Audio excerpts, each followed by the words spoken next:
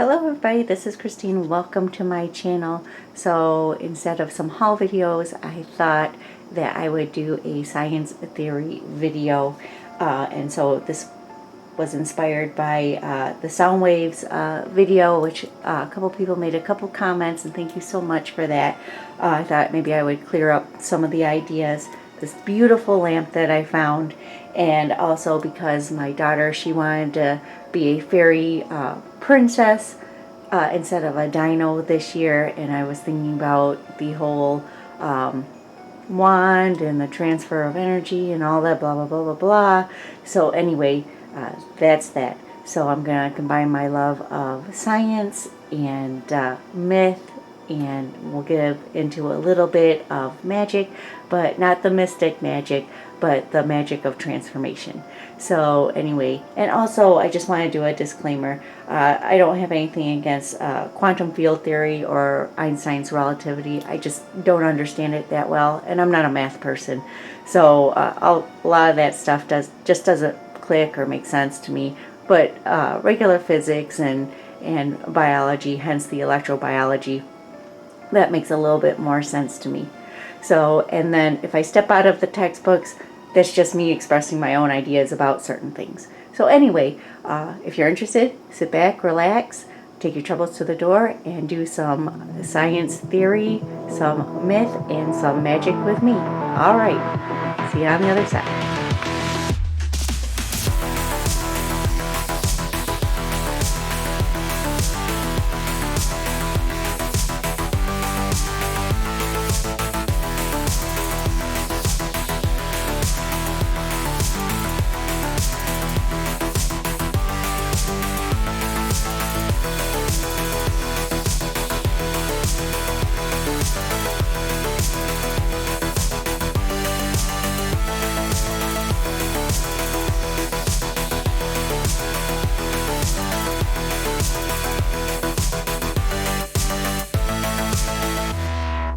Just getting started is the hardest place to start. So with that being said, you got to begin somewhere, and so I'm going to begin with the atom. Now everybody's familiar with the atoms, but also this is actually going to set up the first dynamic. Now what I think it's going to be kind of the snake eating itself at the tail. So I think it'll probably be a forever and ever process. Nobody really knows exactly where things begin and where things end. So that's kind of your first dynamic going on. And then the second dynamic that I'm not even going to comment on because I really don't know is in the center, how the protons and the neutrons become disassociated with the electrons. So with that is the place that we are going to start. And we're going to start with the inertia of the electron. So now what is inertia? It basically states that if something is in motion, it wants to stay in motion. And when it's not, it just wants to stay at rest. So things that are stopped unless a force is acted upon it. And so that is the initial push of the electron, which I don't know. But so we are going to start with the inertia. Now the electron from the center is going to be pushed out, and it's going to have that inertia. It's going to have that force being pushed out. Now things with things are going to have an equal and opposite reaction. So usually it's expressed as two forces going out like billiard balls, but in this case it's going to be pushed out, and because of the nature of the positiveness and the negativeness of the electrons, it's going to push out and come in. So that is the dynamic that is going to set up. So as it pushes out, it's going to lose its inertia, and then it's going to come back in, and then when it comes back in, it's going to be pushed out again, and it's always going to get drawn to the center and expelled out. So it doesn't matter if it's, I don't know, the beginning like the hydrogen or a much larger atom. It's all going to work out the same way. So say if we go into hydrogen into helium, and these two are going to represent the electrons. So they're basically going to get pushed out and in. And so this represents the first shell. So the shells kind of represent the outer limits of the inertia. So the outer shell is going to be the field, as you will. So the field of it is basically the outer limits of the inertia before it has to come back in. Because the electrons, they probably won't survive if they're just flung out into space. So and then there won't be any dynamic here. There just won't be an atom. So they're going to be pushed out and come in. Push out and come in. So when they push out and come in, now they can go any way they want. They're probably going to cross each other, but basically they're going to come out and come in. And that rebounding is the resonance. Now they're going to go through several cycles, and that is the frequency. So as they're pushing out and in, say the atom is growing, there's more protons, more neutrons, and more electrons. So as this dynamic is happening, there's more pressure for the electrons to bounce against each other and also from the center. So it's going to take a higher energy to push out into the other shells. So as soon as there's more energy, more pressure is going to be pushing out into the other shells. And so here we go.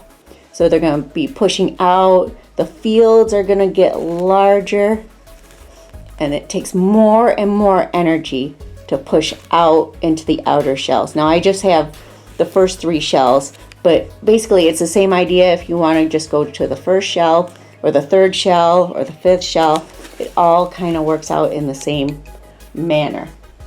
All right, so we all know that the atoms just don't go out and in a straight line. Everything's in constant movement. Like I said, there's that inertia. And so I'm going to move into a second. So basically what we were saying, how it like from the center, it's going to lose its inertia and come back in and start gaining. So I'm just going to mark off here. So at these 2 points, or at these 2 poles, that is the height of the loss of inertia. So it's going to lose, and now it's going to gain, and lose, and gain. So it's kind of hard to see on a 2D surface. So I did mark off some eggs, because models help me a lot. So if you can imagine, say that is the bottom. I'm just going to do it from the side. And I have the other side here. And I hope they don't roll away. Let me fix this camera so you can actually see this. Okay. So here's the field. So if you imagine not just the 2 eggs, because the eggs are the path of the inertia. So you're going to see this pattern here. But also it's going to go from end to end. So it's almost like that pattern. Okay. So I have these lines here just to represent 1. So basically you can see these are the lines of inertia here. And so the structure is actually going to be stronger going down than it will be across. So this is going to be good breaking points. So there's going to be less structure here, more structure here, and where the center or the nucleus is, that's going to be easy to break right there.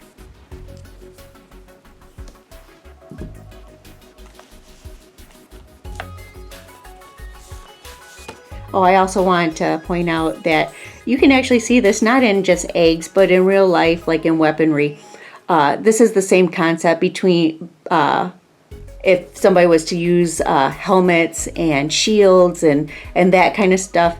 Because of the structure is so strong, it actually is a better defense against things that are coming in at it.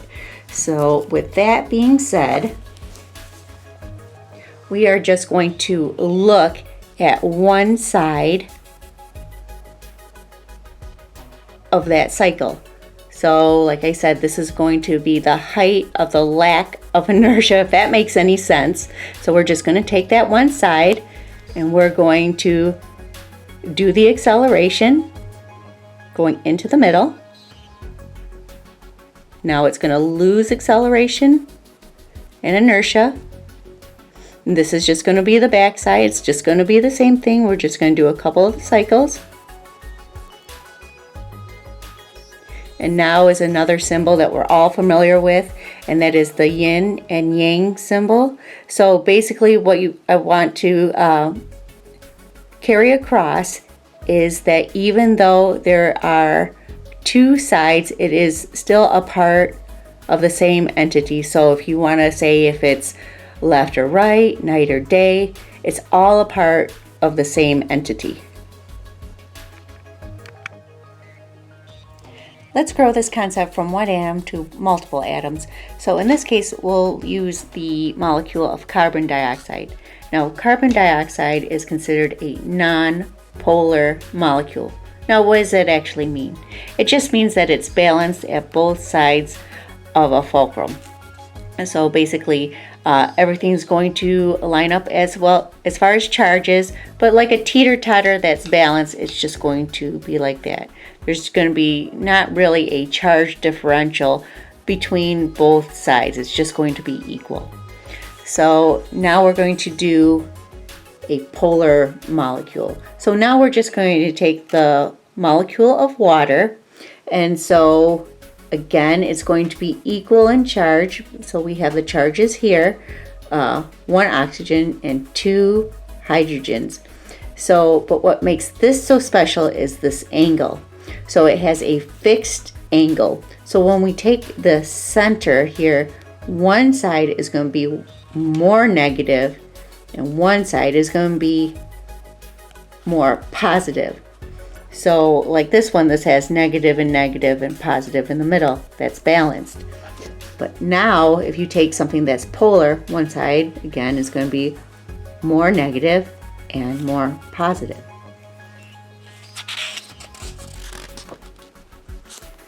So now I've just dropped the charges on there, and it's just a charge differential of positive and negative. Now between these 3 atoms, it's also going to have movement. This is your center point where it's going to be, charge is going to be near 0, but also it's going to be the point of the most activity. So as the electrons are moving around, it's going to be sharing itself amongst the molecule. So if we just break it off, just like at the beginning, so if this side is just going to be represented with one side, it's going to cross the center, and it's going to go around to the other side.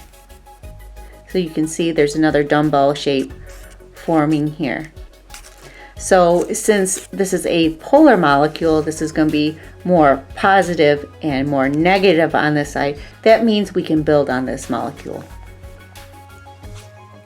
So now what happens is, now we're aligning these up as positive and negative, and then this negative is going to be joined to this positive and so on. So now this is going to act as 1. So, and then we're going to have that same motion as up here, that dumbbell motion, but now since this is acting as 1, it's going to have that same dumbbell feeling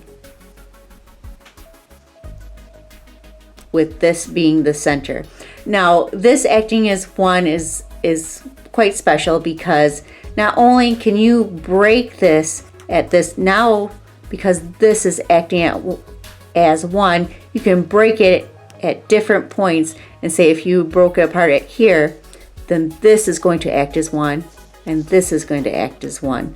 Same thing if you break it off here, this is going to be 1 unit and this is going to be 1 unit, but together this is going to be 1 unit, just like on that first page. So here's just more of a representation of, here's your 0 points here, or your lines of inertia, and here's more of that dumbbell shaped.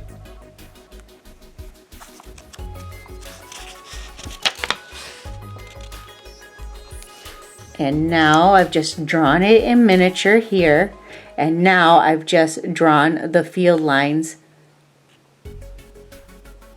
or the lines of inertia. So here's those dumbbell patterns. And now living organisms, they can use these in any combinations they like. So if they want to express one part, they can do so. So basically, let's just take this middle one. So if we follow this line of inertia, or the field line, so say if this is expressed to the front, this will go to the back. And same thing with this. So if this is expressed to the front, it can be expressed to the back. So it's almost coiling around itself. So it's from the 2D, it's going to look like a sine wave, but in reality, it's going to be more like a coil. So here I have this represented here. So this is going to represent the area that you can see in the front. So we took that to the front, and then if this is to the front, this is going to coil to the back.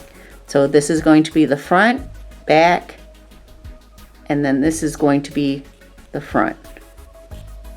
So let's draw that out. And you can see I've already cheated and done that a couple times. So we're going to take this line. So we're going to take this. This is going to be the back. This is going to be the front. And this is going to be the back. So see, this is going to coil. Same thing with this. So this is going to be the front, the back, and now the front. All right, so let's draw some hydrogen bonds.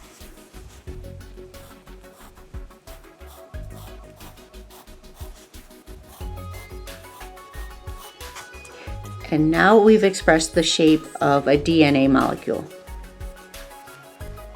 All right, so basically what's going to happen is, and let me grab my model.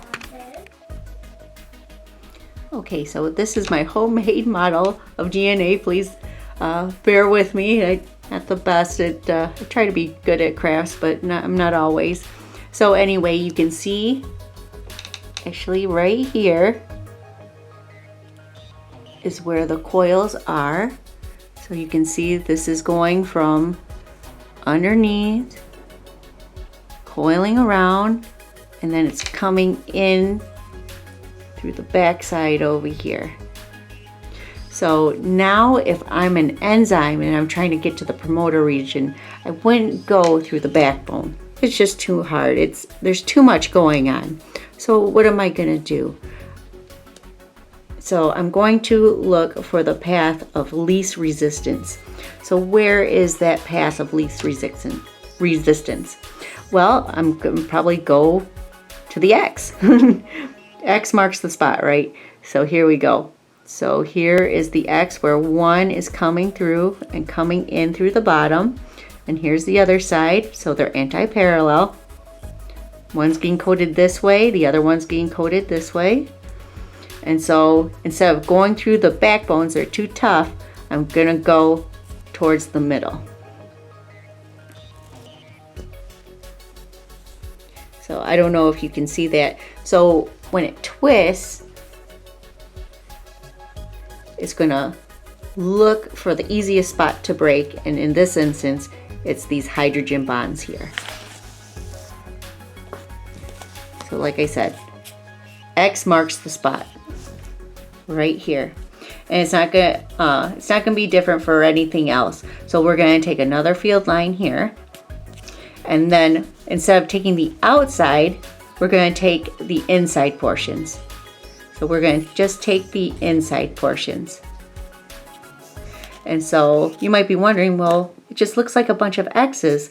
Well, when the DNA coils up, and goes into a tightly knit structure, let me coil this up real. There's really not much room. It's very dense and very tight. So if I wanted to replicate myself, I would break it at the easiest point. And so X marks the spot at the centromere. So these are going to end up being the shape of chromosomes, and here's your centromere where it splits into two, the point of least resistance. So now, if we take this field, we can actually grow it. So this is one field, so let's expand it. So we can grow fields this way, and we can also layer them on top of each other. But just for ease, I just drew out some.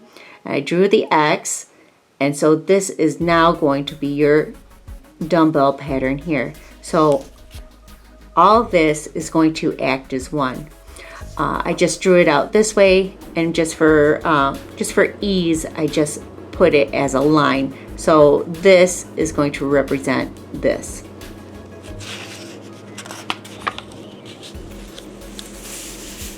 So we'll get to that diagram just in a little bit. So now we have our charge differential here.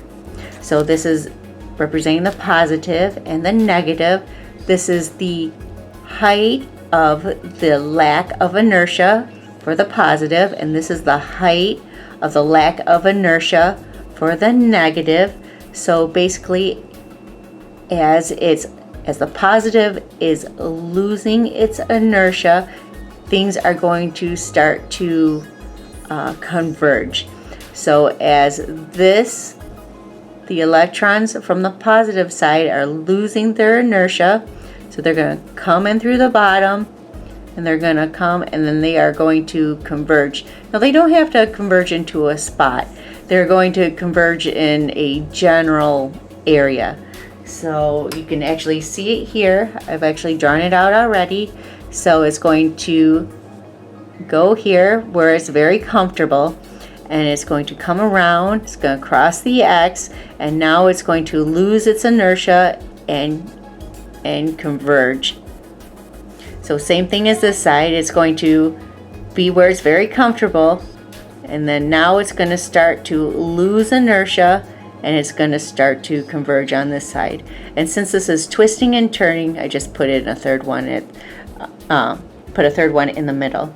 Now the same thing with that.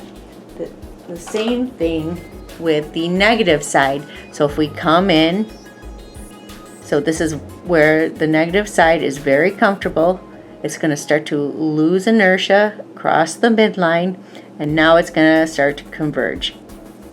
Same thing as this. So when it crosses the midline, as soon as it passes this point, it's going to lose inertia and it's going to start to converge. And I just drew a line right there. So basically what you have is a very stylized magnet. Okay, so what I was saying is this is actually a representation of a stylized magnet. So just like up here, this is kind of going to be the opposite or the negative image of that. So if you look up in textbooks or anything like that, everybody just has a little bit of a difference of what this is going to look like, but pretty much it's all going to be the same thing. So here's my representation. I pulled out one of my old physics books. So, and then here's the exact same thing. That's my daughter laughing in the background. But here you go. Here are the poles here. This is the gain and the loss of the electrons here, or I should say the inertia. So remember, this is that figure 8 pattern, and then you're going to have the field lines, just like I said in the egg. So that is going to be this motion here. So the stuff that doesn't go into the figure 8, they also go round and round and round and stuff too. So it's not just a stagnant figure 8. And I'll try to get some footage from a couple of the feral cells, and those are really fascinating and beautiful as well.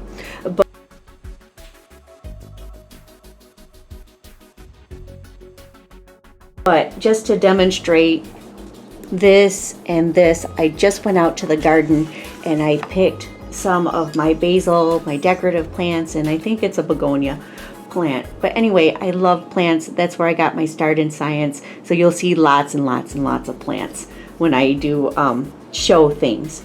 So here is an example of a basil plant. I don't know if this is actually going to focus. I really hope it's going to focus for you guys. So here you go. So obviously in my picture here, there's not going to be any front structures, but you can see in nature it doesn't necessarily work that way. So you can see pretty much the figure 8 here, and here is the line of inertia. Now in future videos I can go and do an explanation of 5 and 6 pointed stars, because I don't know if you can see that, but that is basically a 5-pointed star there. And also I can go through the dynamics of plant energetics basically. So I do have some diagrams here, but basically what the plants are going to do is, at least in these flowering bodies, they are going to be stacking these fields. So much so because at the ends they actually have some receptors. So oftentimes you're actually, as the plant grows up, it's actually going to follow a pyramid like that. So I don't know if you guys can actually see that pyramid showing. This one's just a little bit better. You can see that pyramid shape right there. Hang on a sec, my little one wants to watch cartoons. So let's do a quick review. So we have our 2 poles, or our dipoles. We have the dynamic of the figure 8. We have the increasing inertia and the decreasing inertia. We have the line of inertia, which is the weakest point, or the point of the most activity of your figure 8. So now, how do organisms use this and the field lines in cell division? Well, I do have an idea here, and I do have a schematic, but I'm going to use an old textbook because I believe that graphic is so much more better than whatever I can draw.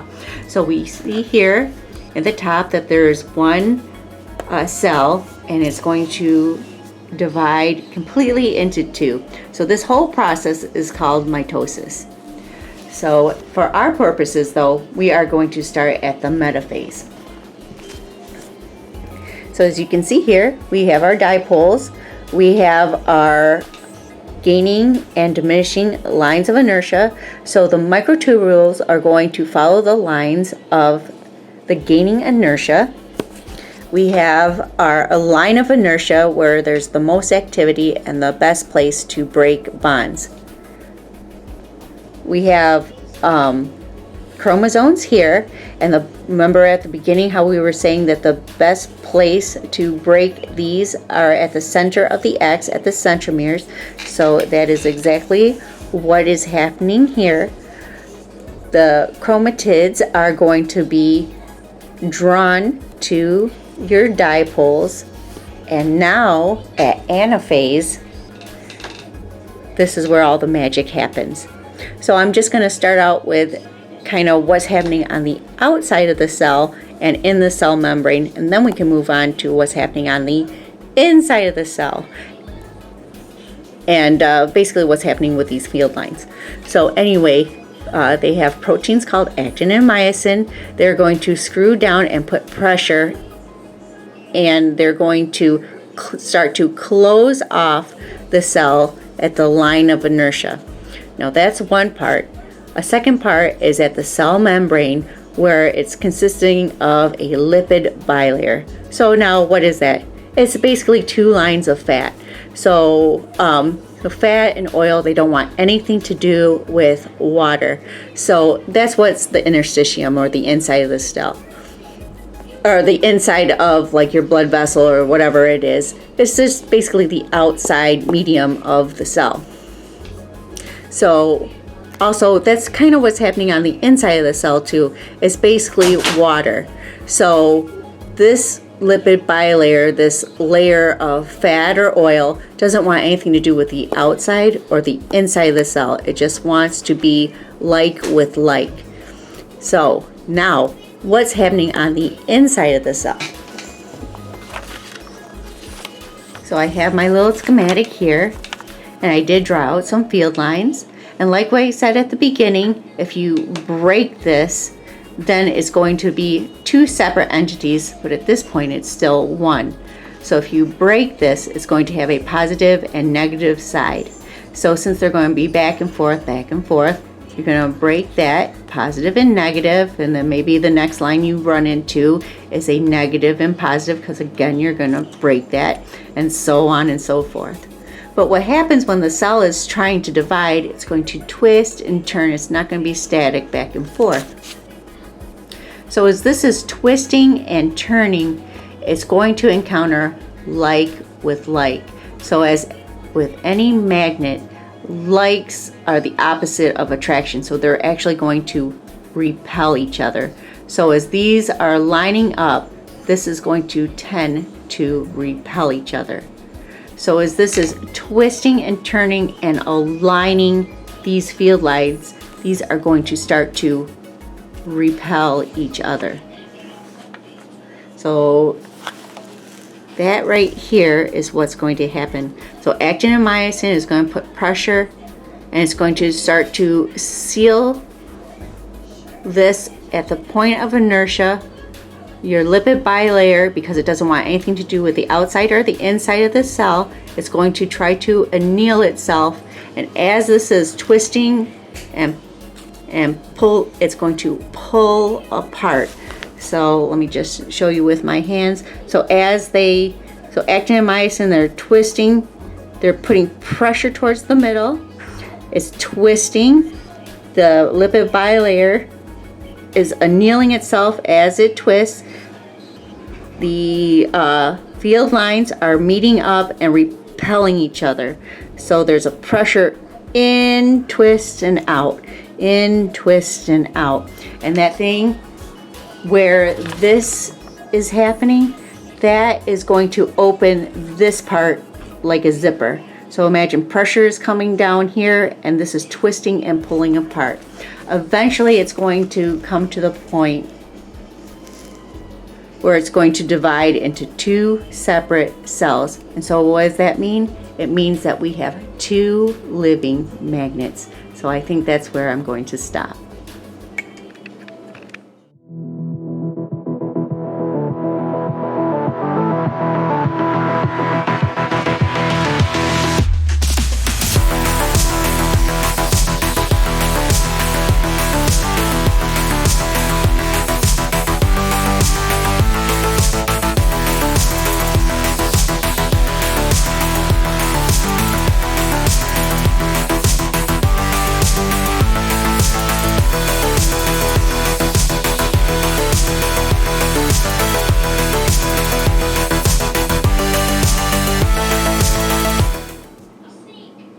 If you like this video, please join me in the next videos. We're going to grow some of these concepts and grow and develop and explore the shapes of nature just a little bit more.